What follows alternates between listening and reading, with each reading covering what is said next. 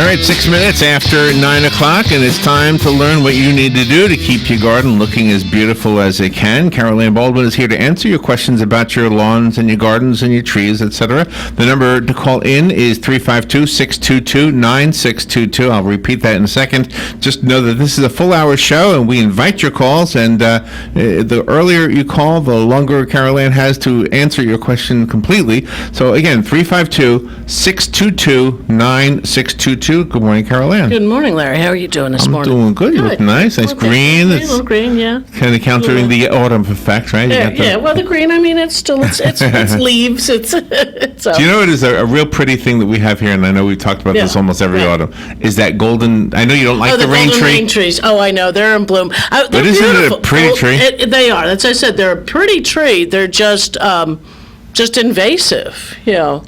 So I know you've told me. And it's funny because I see, on some garden pages on Facebook and stuff like that, and I see, people who don't know, maybe they're new to the area. Oh, where can I get one of these? And somebody else is going, well, I got a whole bunch in my yard. It's like, yes, no, burn them. No, don't give them away, because if you're near any area that is not developed, they're going to find their way into it. It's just the seed is just going to scatter.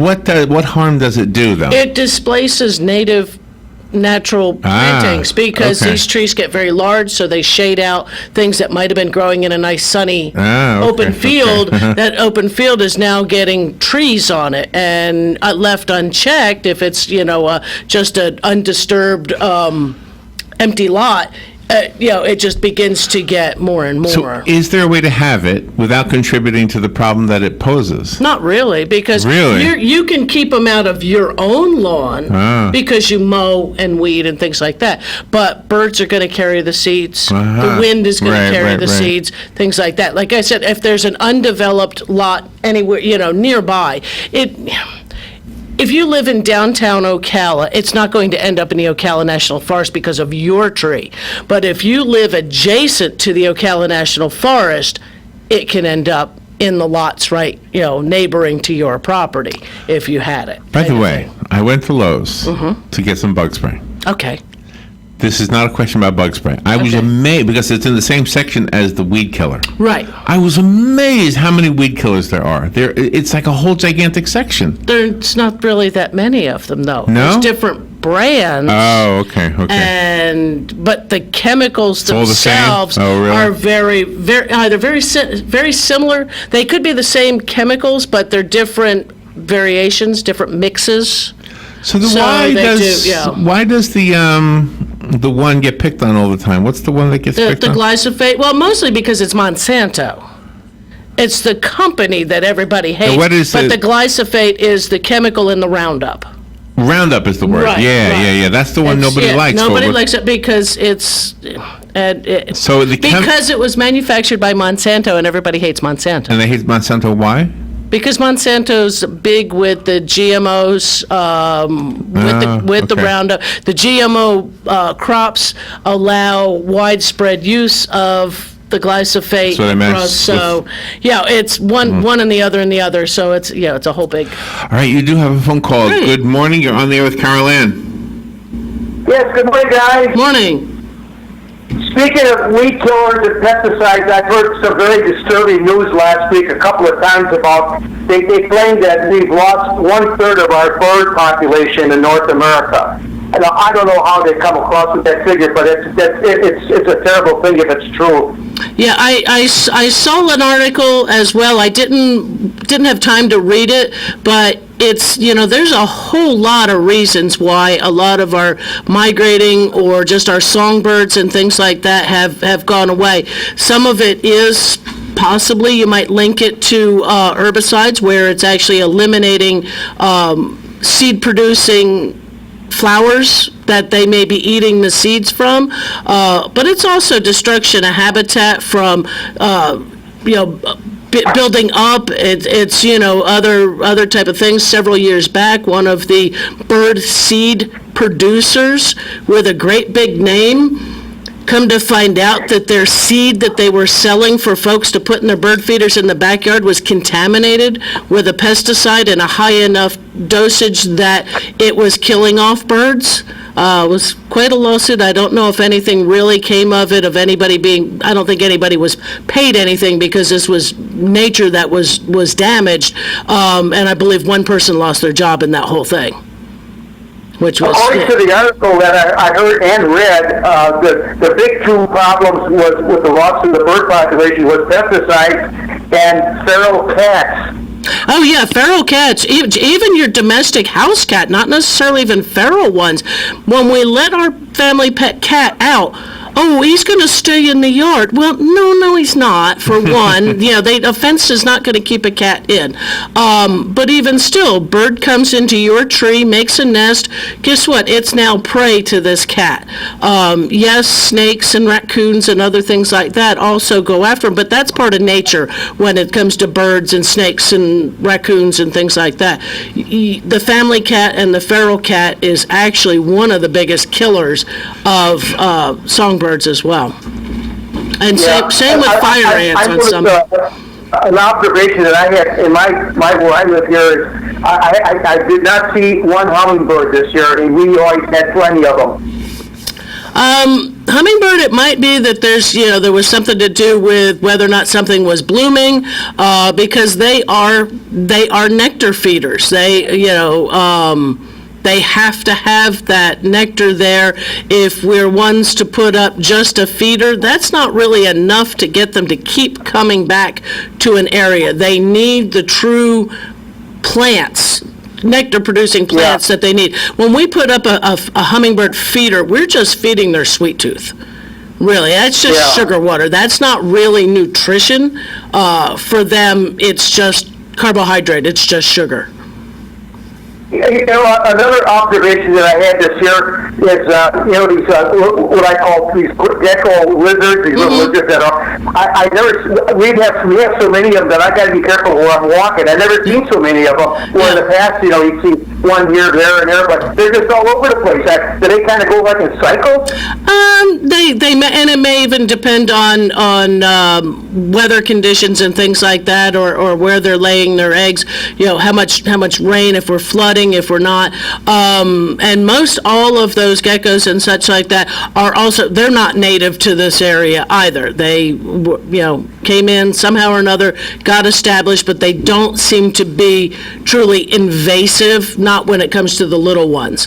But there is, and I can't remember it off the top of my head, but if you wanted to, if you're interested in the hummingbirds, I know there is I don't know if it's a website or a Facebook page or something, that they'll show you, they track the hummingbirds and track the migration, and it's amazing to see the routes they take to get from point A to point B. That's cool. Because they're little teeny birds that probably don't weigh much more than 3/4 of an ounce, and they have to eat constantly in order to keep their energy levels up, and they migrate to South America.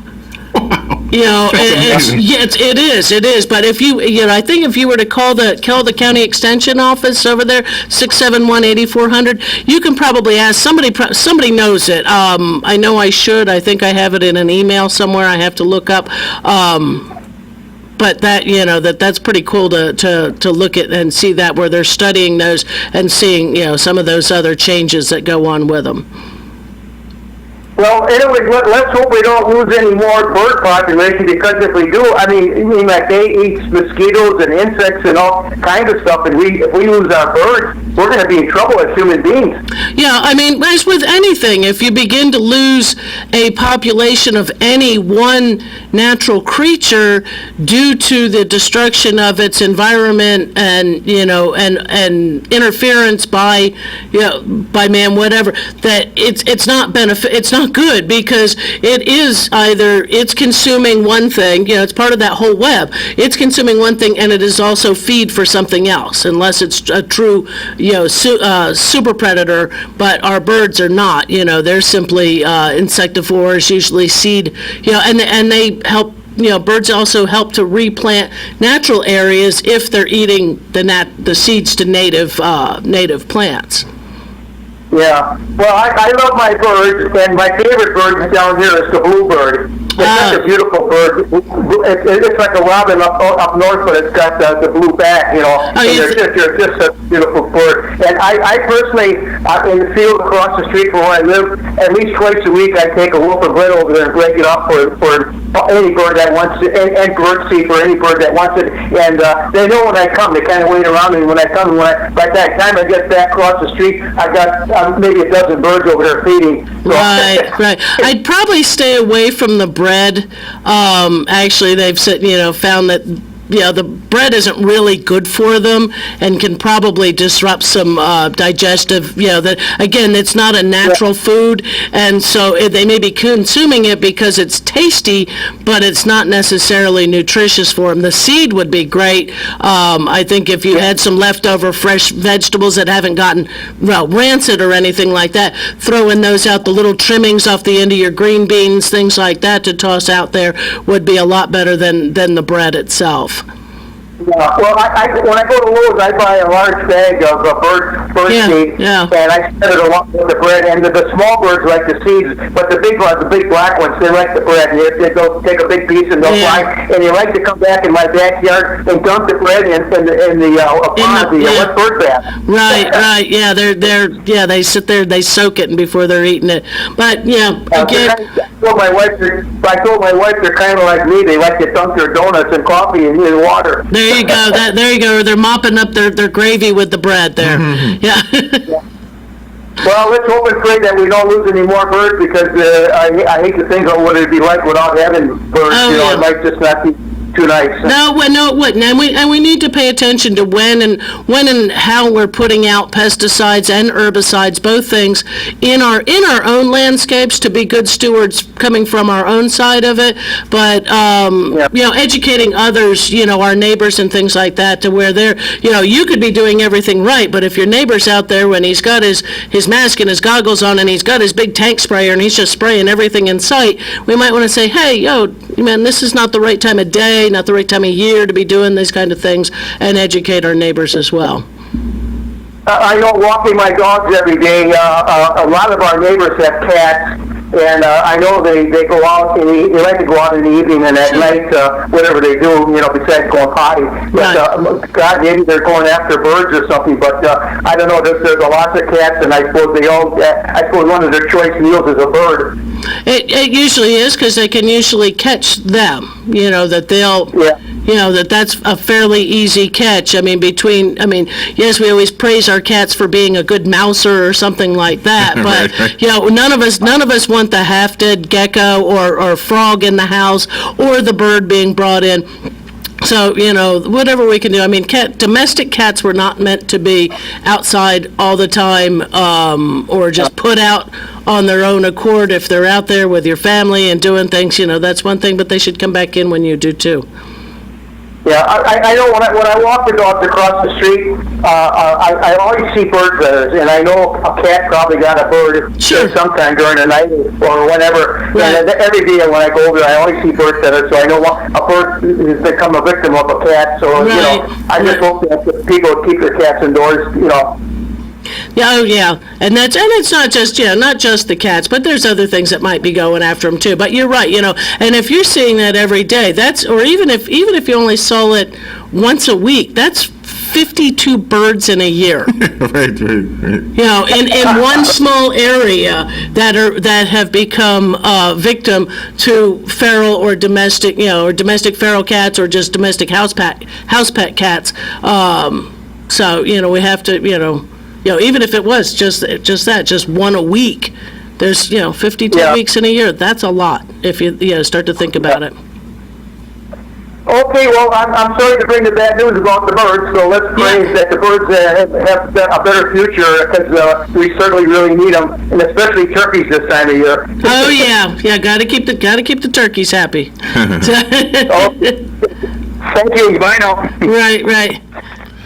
Thank you, Hugh. If you would like to call in, the number is 622-9622. I don't have a cat now, but when I had 2 cats, never once did I remember them bringing me a bird. However, they used to bring squirrels to me.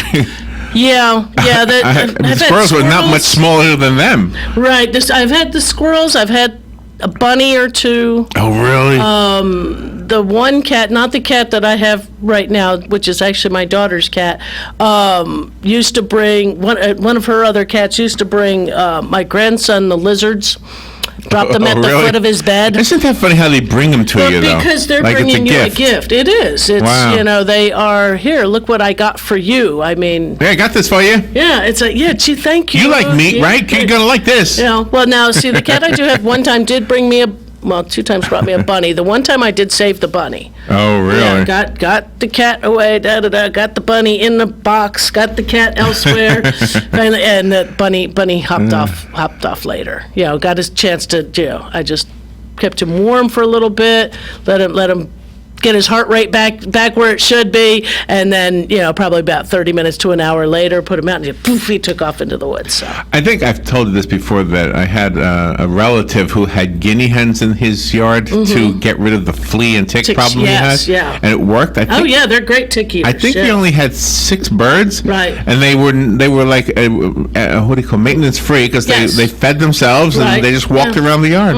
Yeah, you make sure that they've got water, and you do supplement some food on something like that. But we had guineas at one point too, and but they're noisy. They can be. They call them the watchdog of the bird family, of the fowl family, because if somebody comes in the yard, whatever, one starts screaming, they all start screaming, and it's really. Yeah, it can be noisy. Also, a menacing sound is when you hear the coyotes howling in the distance. That or if the peacock. Gosh. Now, because I'm not living where I was before, I kind of miss hearing the peacock. The peacock sounds like a child screaming. Oh, yes. In danger, a child or a woman screaming, and oh, yeah, you go. The first time I realized that, finally made the correlation, because it was like, oh, my God, where's this child? And, we're ready to call 911. Yeah. It was frightening on that sound. So. Yeah, the saving grace for me was that I was warned about that in advance. So when I heard it, I thought, okay, that's not what I think it is. Right. It's one of those pretty birds. And they're aggressive as well. Yeah, are they? I never noticed that, but I also never noticed anybody running them over. They're always in the middle of the road. Yeah, well, but I've never seen a dead one. They're big enough to, Like this guy said, the Subaru, it will not run over an armadillo. I mean, it will run over an armadillo. Right, because the sensors aren't going after something that small. Right, none of them, I think, are looking for something that small, but they will see the pedestrian, which, they're actually saying, on many of those cars, it's iffy, but that's not a plant issue. That's Oh, that's right. We're talking about plants. Talking about plants. That was the last. So my cactus. I'm telling you, doing good. It's looking hardy. Good. I had to think about it for a second. Wait, is that big? Or I wasn't really sure. I wish I had like something to put with it to remind me of what it used to be. What it was. But it seems like it's wider, not just taller. Not just taller. Yeah. Cool. I know I had bought myself a succulent, and I'm not really that much into them, but it was just the pot it was in. I wanted the pot, so I had to have the plant. But it's doing well. It's doing well. It looks like a little tennis shoe. Looks like a. Did you buy it at Walgreens? No, I bought it at work. And I paid full price too, because they had just come in, and if I wanted the color I wanted, I had to pay full price for it. So it wasn't on the discount racks. So your store, Lowe's, has a lot of Christmas stuff right now. Not to talk about that, but to keep it in the plant family. Right. None of those trees are real, right? None of the trees are real yet. That won't be real. Until a lot of the new artificial trees are amazingly lifelike. The higher the dollar you pay for them. And I've heard that there's an advertisement on TV for some, and I can't remember the name of the place, which is probably a good thing. But they sell artificial trees, and they're touting their lifelike look on those things. Now they're high dollar, but it's not something you're going to throw away. If you think that say you buy an 8-foot tree every year. An 8-foot tree is probably going to cost you anywhere from $65 and up for a tree, for a live 8-foot tree. I'm I'm probably guessing, I don't think I'm too low on that would be your lowest price would be $65. An artificial tree is like, say, $300 to $500. Well, it's only going to take you 7 or 8 years to have replaced that artificial tree, and you have no needles on the floor, no no worry. Can you get a good tree? Do you have the cash this year? Do you have you have that 8-foot tree that you can put up year after year. The artificial one we have here does leave needles on the floor. Oh, is it getting a little old? I guess. I'm not sure what's going on. But yeah, when I was a child, we had an artificial tree. Now I cheat and I plug the tree in. But I had an artificial tree as a child, and it wasn't a bad tree. When it was decorated, what is it? It's something to hold all the decorations. Sure. It's a thing to make the memories out of. So I like that. Yeah, that's exactly what it is. Yeah. And your holiday plants have not started coming in yet. Again, it's going to be a few weeks yet. It's today's the 15th, so you're looking probably at 2 to 3 weeks before any of the real Christmas plants come in. Now, I have seen the amaryllis bulbs, so if anybody was after amaryllis and the paper whites and things like that, those are in the stores. Which I thought was very early on those. So if you're interested in those, go find them. But they also, and they do this every year, they send in the bulb plants that you would put out in the landscape. Now, the amaryllis can go in your landscape too, so can the paper whites. But they bring in, here to Central Florida, you get daffodil bulbs, you get this, and it's like, and they all say guaranteed to grow. Yeah, it'll grow and it'll bloom this coming spring. Okay, but it won't stick around. But it'll come back next year. It just won't bloom. Oh, well, that's what we want. Yeah, we're planting them for the bloom. So unless you're doing, unless you're digging them up and chilling them and things like that, it's, educate before you go out and spend that kind of money. And that time, to do a whole bed like that, it's, Yeah, I should do something like that. It could be. I'm never going to. I keep saying I'm going to do it. Yeah. I don't know. I'll be dead. Hey, I have a question for you. Yeah. Okay. Across from the airport, like on the north side of the airport, across Highway 40, it looks like that's cotton growing. I don't remember seeing cotton in Marin County before. Am I identifying it wrong? It looks like you know what? I haven't been that way in ages. I guess it is possible that it's cotton.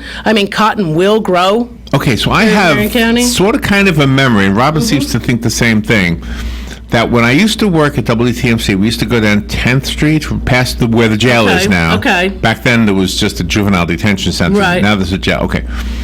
And there was a farmer down that road that would plant cotton once in a while.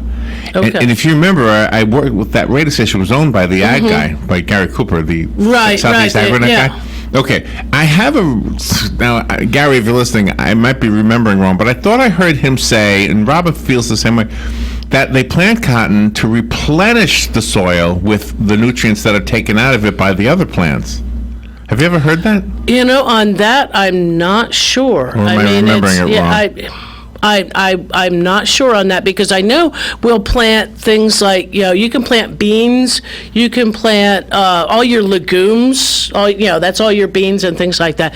Those will replenish nitrogen into the soil. They can be tilled right down in, but cotton, I'm not sure on that, whether or not. That would be something I'd have to look at, or like say, if somebody's actually a little more familiar with how cotton grows and why it would have been used as an annual, every couple of years crop. It might have been even to try to. Sorry about that. I wasn't paying attention. All right, for those. We'll take a little break and be right back. In Ukraine and China, something President Trump wants investigated in those countries. Hunter Biden tells ABC he didn't foresee the political implications. Did I make a mistake? Well, maybe in the grand scheme of things, yeah. But did I make a mistake based upon some unethical lapse? Absolutely not. And he says he will not work for any foreign-owned company if his father's elected president. Former Fort Worth, Texas police officer Aaron Dean is free on bond, charged with a Tatiana Jefferson's murder. She was playing video games with her nephew when Dean and another officer were sent to do a welfare check because her front door was open at 2 a.m. Police have released the officer's body cam video. Dean was not heard identifying himself as an officer on that video, and the interim police chief said there was no sign either officer who responded even knocked on the front door. Fox's Tanya J. Powers. America's listening to Fox News. Lowe's helps property maintenance pros save on what they need to do the job right. Like up to 35% off select appliance special values. And through our quote support program, you can get discounts on large volume purchases, like 4-piece kitchen suites as low as $1,169. Save every day on 5-gallon pails of Valspar 2000 interior paint starting at $89.98. Plus, get 5% off eligible purchases every day just by using your Lowe's business credit account. Do it right for less. Start with Lowe's. Appliance offers valid through 10/23. Terms and conditions apply. Subject to credit approval. Exclusions apply. U.S. only. Panera has new breakfast wraps. And yeah, they're an easy on-the-go start to your day. But these are no microwave and go wraps. These are slow-smoked Chipotle chicken, egg, and avocado go-getters. They're maple bacon, eggy smoked Gouda bundles of portable bliss. And they all pair perfectly with our new cold brews. All this can be yours in an instant with rapid pickup. For breakfast that's fast, not fast food. Panera, food as it should be. Here is your 1-minute news brief. A lawsuit to have the Rodman Dam removed from the Ocala National Forest has been dismissed by a federal court. Police in West Palm Beach say a would-be robber was killed with his own gun in a scuffle with an intended victim. Florida lawmakers want to ask voters to abolish a commission that meets every 20 years to propose changes to the Constitution. Tropical Depression 15 has formed southeast of the Cabo Verde Islands. An entire South Florida neighborhood lost power after a garbage truck crashed into utility poles. A man accused of killing one woman and sexually battering another in Frostproof, Florida, has been arrested in Atlanta. Disney World's aerial cable car system is back operating more than a week after it unexpectedly stopped stranding passengers for 3 hours. And Gatorland says their Halloween exhibit has real teeth, so they're offering Florida residents 50% off admission this month. Florida residents can get single-day tickets for just $14.99. And that is your news brief from The Source. Partly sunny on this Tuesday with a high of 86 on the coast, 90 inland. Partly to mostly cloudy Tuesday night, low 69 inland, 74 at the coast. For Wednesday, times of clouds and sun, breezy in the afternoon. Watch out for a shower or thunderstorm, the high 86 at the coast, 91 inland. And for Thursday, more clouds and sun. There can be a shower or thunderstorm near the coast, but dry inland, the high 81 at the coast, 86 inland. From the Florida Weather Center, I'm meteorologist Joe Lundberg. Are you overwhelmed by the complexity of promoting your business online? Do you feel like your business is getting left behind in a world that's changing way too fast? Hi, I'm Michael Warren, co-founder of USA for Sale and Brick City Digital Marketing, and I've got good news for you. I'd like to invite you to a special seminar in Ocala on October 30th. This one-time event will give you the tools you need to succeed in the local digital marketplace. Our team is going to guide you through the process of attracting, gaining, and retaining new clients using smart digital marketing. We're going to keep it simple and give you a plan you can put to work immediately. And as our guest, we're going to give you more than $500 in free promotion with absolutely no obligation. We'll also be offering incredible discounts on digital marketing opportunities you won't get anywhere else. Tickets are just $89 and lunch is included. For more information, visit brickcity.com and use promo code RADIO to save 10% on your ticket price. Seats are limited, so visit brickcity.com today. 25 minutes before 10 o'clock, let's take a quick look at the weather. 78 degrees right now, 89 the expected high. No mention of rain really in today's forecast until after midnight tonight, in which it'll go up to around 45% and then 67% by tomorrow morning at this time, actually. So let me just shift ahead to tomorrow, because tomorrow is the more likely day rain day. It's about a 70% chance we'll see rain pretty much all day and then dropping off around 4 p.m. to 8%. So it looks like the rain is moving in tomorrow. Let's return to Caroline Baldwin. The phone lines are open if you want to call in. The number is 622-9622. If you're looking on the internet, I see a few numbers on there. The area code is 352-622-9622. And return to you, Caroline. Yeah. You've been busy researching. Well, I did, man. You brought up that cotton, and I guess actually cotton is not one of the best plants, environmental steward type plants that you can think of. So that wouldn't be the reason they planted. No, it wouldn't have been the reason. I'm not sure, unless they were looking for, that they were just, I'm not real sure. Just the cash crop every few many years or something like that. Yeah, it could be just my memory's wrong. That on that, because it's actually the amount of synthetic fertilizers and pesticides that they use on it can, the drift back and forth and or heavy rains and things like that, is that it's not a real good not a real good steward to that's mine. and I, how are you going to call now? You know better. you know better. I'm not answering. Just leave me a message. But it's like, By the way, Caroline was talking to her personal phone. If you want to call on this phone, that's you are welcome to do that. Please do. 622-9622 if you want to call in. Yeah. But that's cotton apparently is not a real clean crop. On the, at least on the commercial end of it. I know we had grown a couple of cotton plants, as ornamentals many years ago, and it was really pretty. I mean, it is in that mallow hibiscus-like family, so the flowers are very similar. Maybe look a little more like what is the cotton? Not eggplant. Okra flowers. Cotton is the flower, the seed pod. Ah, okay. That's, the seeds are all in there. The bowl of cotton is... so the cotton itself feeds the seed? In nature? It just kind of protects that seed, I think, more than anything. God is a genius. Because you got to get that out of there, and you're holding When God made cotton, he said, I can see lots of underwear coming from this I can see, that fruit of the loom. But I don't think he saw the pesticides and things like that. So what do you mean? That, like I said, on what the few articles I'm seeing that keep popping up is that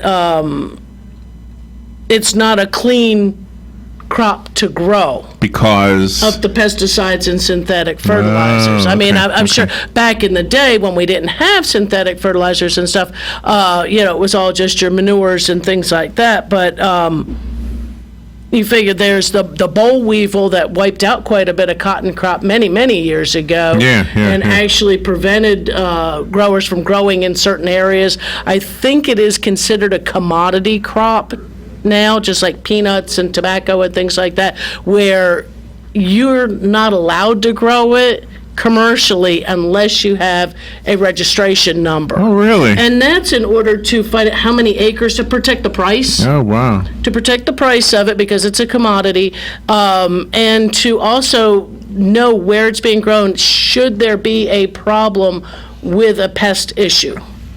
Because that's, it was the boll weevil that went through and really destroyed. When you bring up the boll weevil, this is a radio memory. Okay. Ev Griner. My name is Ev Griner, and the eradication of the boll weevil continues. Okay. And then eventually he got to the point, for years he would give us the eradication of the boll weevil, and then they finally eradicated it. And I always had one question, and maybe you know the answer.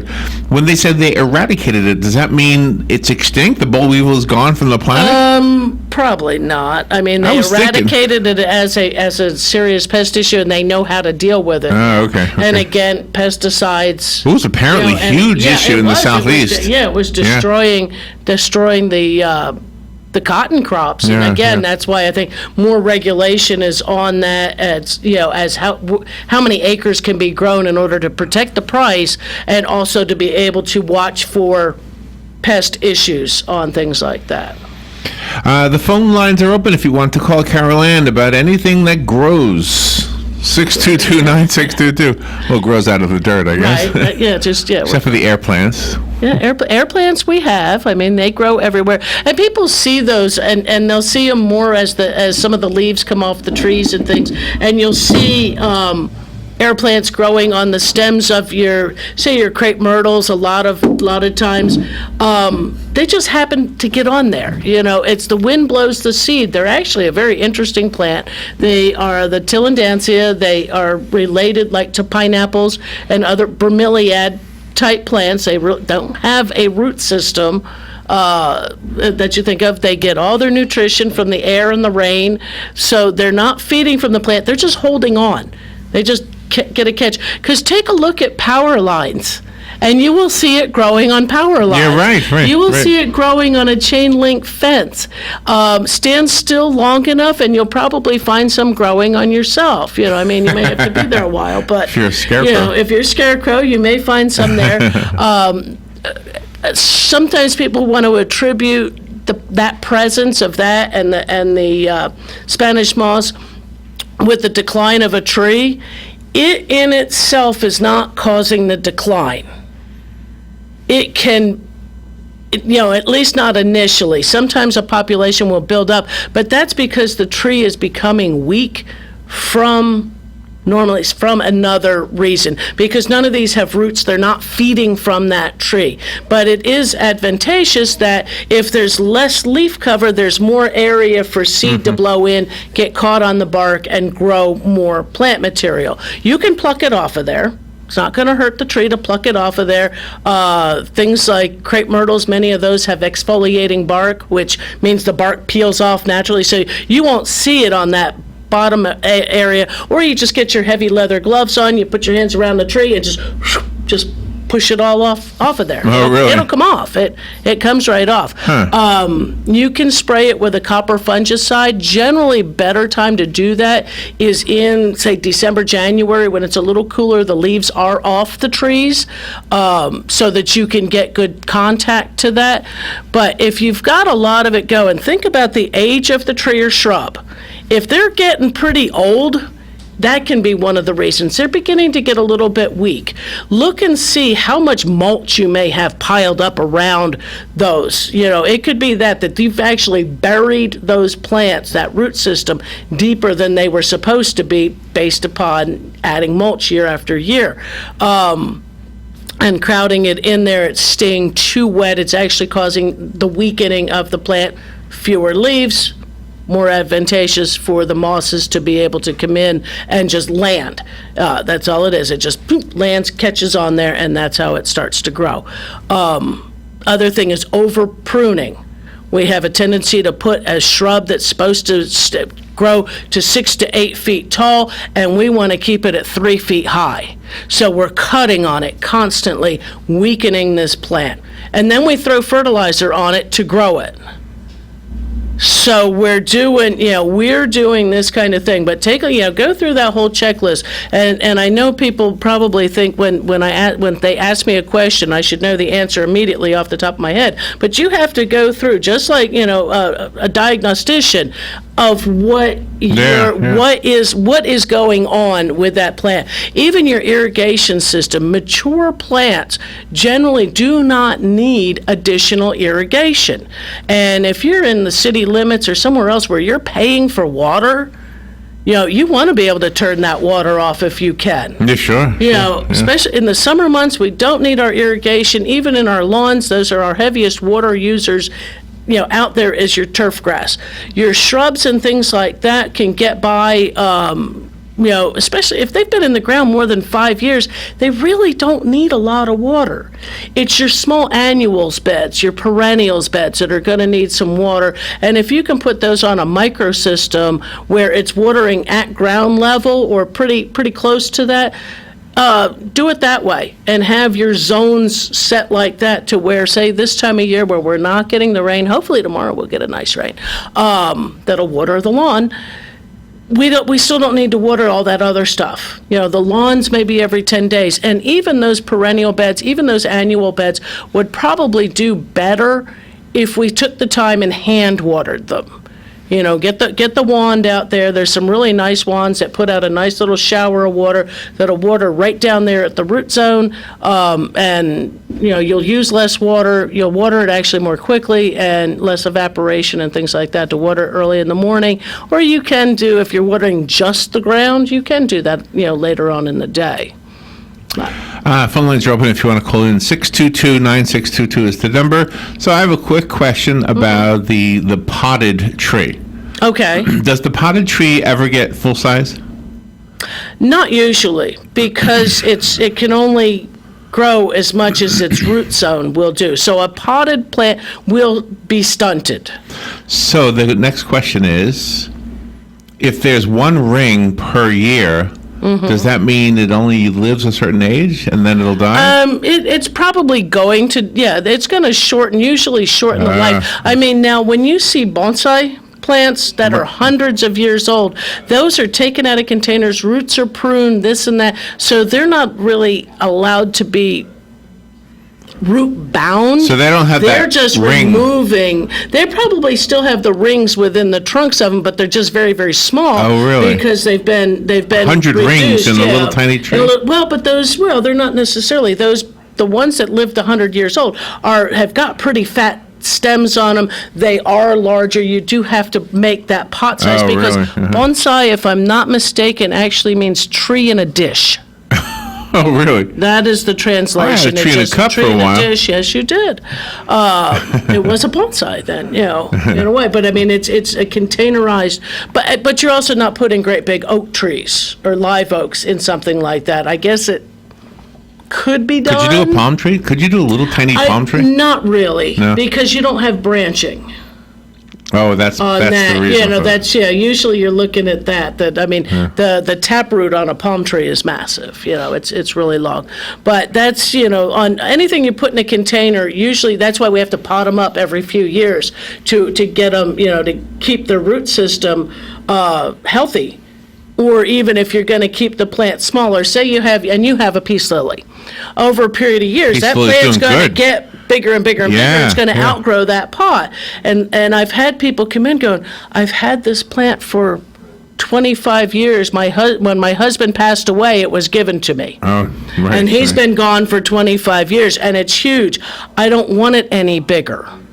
And it's like, okay, but you like the pot it's in, so take it out of the pot, clean the roots off, take some of the plant material off of it, and put it back in the pot with fresh soil.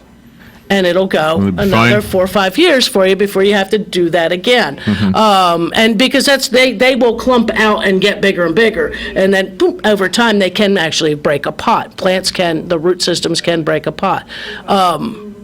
When you're looking at things, big trees or shrubs that you're going to put in the ground, you're looking for plants that don't have their roots circling around in the bottom of that pot, because that means that tree had been in there too long. Mm-hmm. And those roots that are going around, or that they've made a complete right angle turn, that root's useless. For that tree, it's not going to hold it up. Oh, it's okay. it's Right, not right. doing anything. So best thing to do, actually, to me, is start with smaller plant material that you can work with those root systems, unless they've been, like, say, in ground and dug up trees. Maybe I should plant my apple tree now, huh? Take it out of that pot. I don't know. We'll have to take a look at it. It's in a big whiskey whatever barrel. it's called. Yeah. Yeah, I don't think it's a real whiskey barrel. I think it's like one of the ones you guys sell at Lowe's. Some of ours are real whiskey. Are they real? Yeah. Hmm. If it was burned on the inside, it at one time had whiskey. Oh, really? In it. Yeah. Really? Yeah. Yeah, because we get them in, and we used to get them. I don't know if we get too many from Jack Daniel's anymore. And you'd smell the whiskey. Do you know Robin's brother is a woodworker guy, right? And he bought. We went to this winery in St. Augustine, mm-hmm. and he asked the lady if they sell the barrels, and she said yes. Oh, yeah. Long story short, he bought one for $200. Wow. And he's going to make pens out of it. That's what he does. He makes pens. Oh, wow. I know. Yeah. So I'm looking forward to seeing a pen. They're oak. They're usually oak, casks is what. I don't even know. And so it's a nice wood. They probably are like a white oak is, what they do, but I'm not real sure how, which woods exactly they use for, but it's usually, I believe it's wood. Well, he said they sell the wood for woodworkers, but right. what they do is they cut it up, and it's a lot more money per piece than if you just buy the whole barrel outright. Oh, sure, yeah.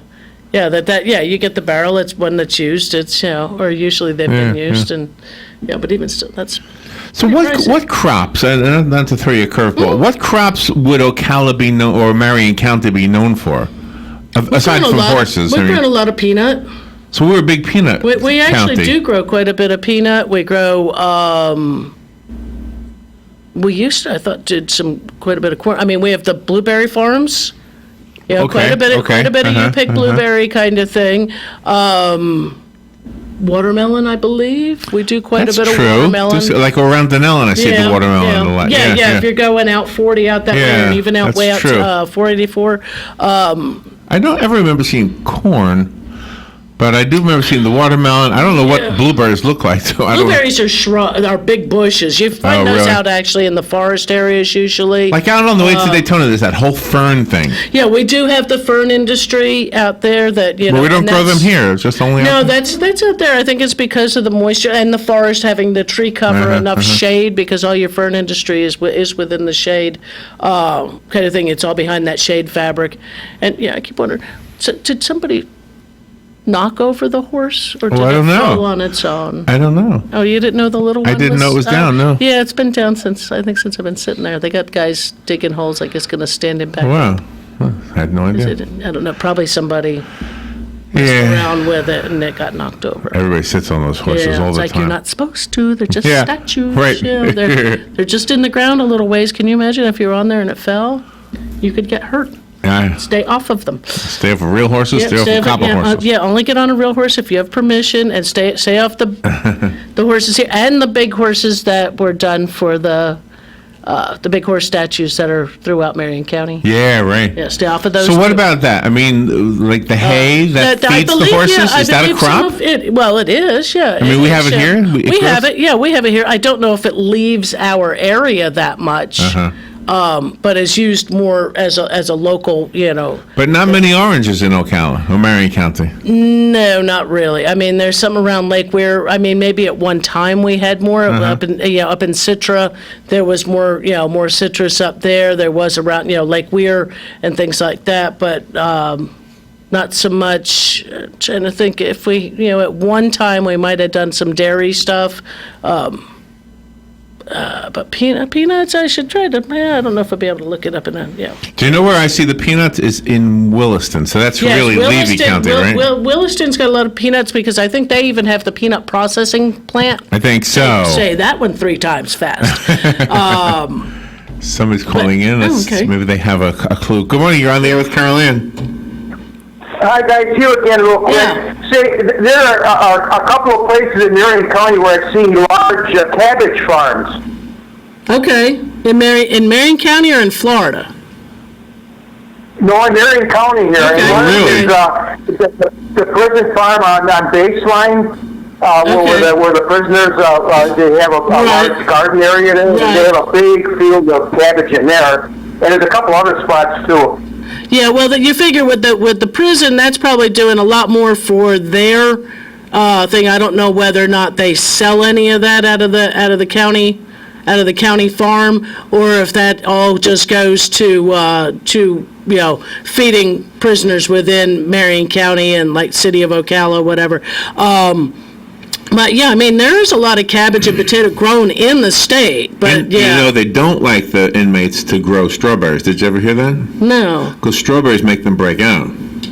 Oh, ba-dum-ching. Oh, Lord.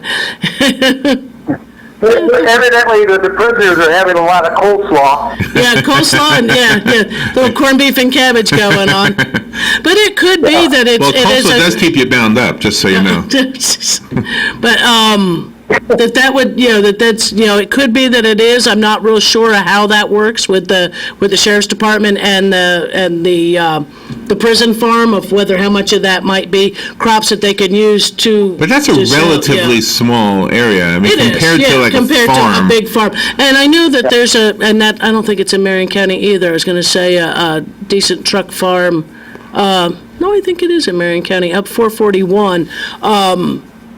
But they grow a multiple, different crops at the same time, like your summer squashes and things like that, tomatoes. I mean, I think there was at least 1 or 2 nice tomato farms around, but those ones I think for our area are seasonal. But I don't know if that hydroponics place out off of I-75 ever came into fruition. Oh, I don't know. There was going to be a nursery, not a nursery, but actually production hydroponic in greenhouses. And I don't know if that ever came to fruition, but they were supposed to become pretty big, I guess, like tomato, maybe bell pepper, cucumber. But a state called Florida, named for flowers, right? Right. We don't have flower farms? I mean, we have plant nurseries. Nurseries? Is that the same thing as a farm? Well, I mean, you figure that's their growth, but nurseries are growing generally potted or cultivated plants, not necessarily cut flower kind of thing. Like we have a rose farm or something. I mean, there's rose nurseries. That's not the same thing? I mean, it's a farm. I mean, we call it, like, if we have a problem with some of the plants that come in, we give a call to the farm. Or to the sales, down there on the farm. So I guess it is a farm, but, called a nursery and, kind of an odd, growing red cabbage, would that be pretty close to the same as the regular cabbage? Oh, yeah. Yep, sure would. Still your cool season, and this is your time for your cool season crops to get them started. Unfortunately, all the stores, none of them have any of the seed out because, Florida doesn't grow year-round, just like, don't get me started on that one. That we do grow year-round, but we still have to fall under the same corporate policies of whether or not it's going to be seeds on the ground when, in the stores at this time of year. But you'll find them after the holidays. But if you need seed now, you can always go online. All the seed companies are still out there. They'll still mail you a couple packages of seeds. Seeds usually have very minimal shipping and handling charges. Some places still charge a lot. Others it's like almost nothing. So you can always look online for seeds. Thank you, Hugh. Appreciate the call. Yeah. I think he disappeared. I think he did. All right, we got a few minutes left. If you want to call in, the number is 622-9622. And just thinking about when you drive around our county, just our area, or maybe the outskirts, for example. And when he mentioned the jail farm. Right. I do remember seeing corn there. And they've grown corn. I mean, one year they had a lot of sunflower, but I think the sunflowers were probably done as what we call banker crops, which it attracts the pest insect to that versus your crop that's planted nearby. Oh, really? So it's one of those kind of things. Can you do that in your own yard, too? Yes, you can. Yeah, you can plant. There's different plants that will attract, either you're attracting beneficial insects in that will prey on the ones that'll eat your crop, or you're planting ones a little further away that will attract the bad bugs to it that'll leave your crops alone. So it's, one back and forth on that. And sometimes, with your sunflowers and things like that, if you're a regular neighborhood, the squirrels are probably going to get the flowers, unfortunately, unless you can put them somewhere where there's no trees nearby and, that you're not actually encouraging squirrels into the yard in the first place, like with bird feeders and things like that. Because squirrels can be a menace in the garden. So do you have to work today? I sure do. Yeah? Yep, sure do. Is it a fun time of year to work in the garden section?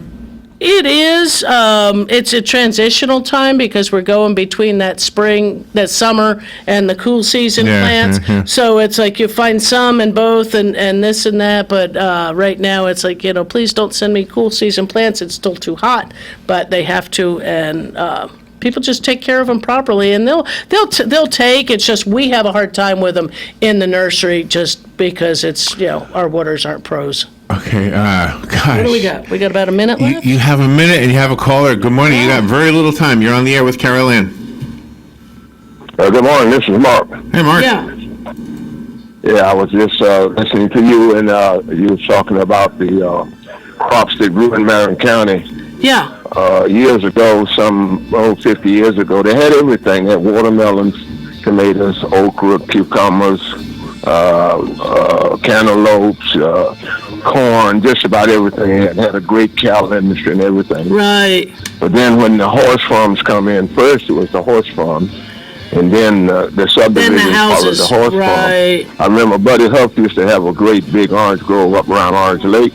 Then they drain the lake, and the cold come in and kill most of the oranges in northern Marion County. It was just too cold up there. Oh, no. But then in southern Marion County, down where Keith Scales had all those groves there, a lot of them are still down there, but the subdivisions are taking up the land. Wow. The land that was already cleared off, and the farmers are, they don't want to go back and start clear cutting again and taking up stumps and things. So that's what happened to the industry, the vegetable industry. Right. As to the hydroponic farms, the city was going to give a group like 200 acres out of the airport to create those farms. And what they were really doing was laying the groundwork for the marijuana industry that they knew was going to be coming in the next 5 or 6 years. And they would have had the foundation for the greenhouse grow marijuana in those hydroponic buildings. That's what that was about. Could be. Wow, that's interesting stuff. Yeah. Hey, I wish I had called earlier. Thank you so much, Mark. Thank you. Yep. Appreciate it. Yeah, have a good day. Thank you. All right, Carolyn, well, you have a good day, and we'll see you next week. Yep, Thank you for doing this. We'll be right back.